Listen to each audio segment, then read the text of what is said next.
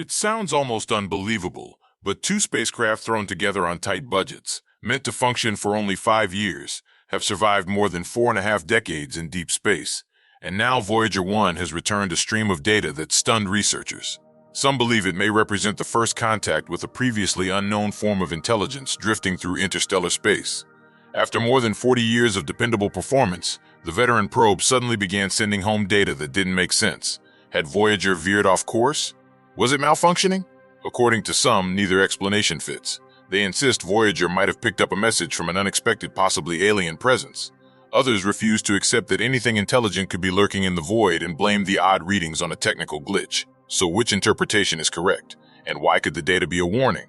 Humanity has a habit of assuming we understand the universe. From our tiny rock, we shine narrow beams of light into the dark and pretend the cosmos reveals itself fully to our telescopes. We let computers reconstruct distant events, star birth, gravitational motion, even the origins of the universe, and declare the resulting models to be certainty. Then, one day, a spacecraft actually travels into a region no machine or human has ever explored, and it sends back measurements that challenge everything. And many scientists immediately dismiss them. Voyager 1 and 2 are two of the most successful scientific missions ever flown. They journeyed farther than anyone predicted, sending back images, readings, and discoveries, becoming the first human-made objects to reach the outermost boundary of our solar system. In 2012, over 3 decades after launch, Voyager 1 crossed a long-awaited threshold, the edge of the sun's domain, entering the strange expanse known as the interstellar medium. For the first time, a human artifact touched the vast, silent emptiness that fills most of the universe. Few imagined the Voyagers would survive long enough to witness such a milestone. What lies beyond the heliopause? Most people believe that space begins just beyond Earth's atmosphere. They picture the black void captured by Hubble or James Webb. But that region, the solar neighborhood, is nothing like true interstellar space. Everything from the sun to well past the Kuiper Belt is saturated with solar radiation and threaded with magnetic fields. Only billions of kilometers beyond the sun does the genuine void begin. Scientists predicted Voyager would eventually reach this region, but had no idea exactly when. They expected a sudden drop in particle density, from about 100 per cubic centimeter to just a handful. Instead, the probe recorded a spike in magnetic pressure, suggesting the sun's influence forms a kind of stagnation layer where it pushes against interstellar space, a compressed, unexpected cushion of solar energy. By 2015, the readings changed dramatically, confirming Voyager had fully entered interstellar space. Everything seemed to be unfolding more or less as theorized, until mission teams recently noticed something strange. Voyager's data suddenly suggested the craft did not know its own orientation. NASA initially downplayed the issue. Suzanne Dodd, project manager for both Voyagers at NASA's Jet Propulsion Laboratory, explained the anomaly likely originated in the Attitude Articulation and Control System, AACS, the subsystem that points the antenna toward Earth. But the AACS still appeared operational. Voyager continued receiving commands and transmitting science data normally. The only problem was that the telemetry coming from the AACS didn't match anything recognizable, yet the antenna was clearly aimed correctly. If it hadn't been, Earth would have received nothing at all.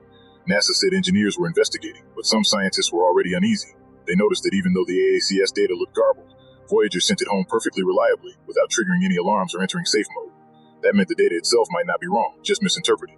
Perhaps Voyager had entered a region where the familiar rules of space and time shifted slightly, making our concepts of orientation fail.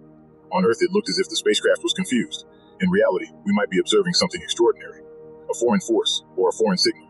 Soon after the orientation issue, Voyager detected something else disturbing. Its particle instruments recorded a faint ribbon of plasma drifting through what should have been empty space. Like a thread, it stretched across the void. NASA officially labeled it a cluster of fast-moving electrons causing a small blip in plasma frequency, a harmless anomaly.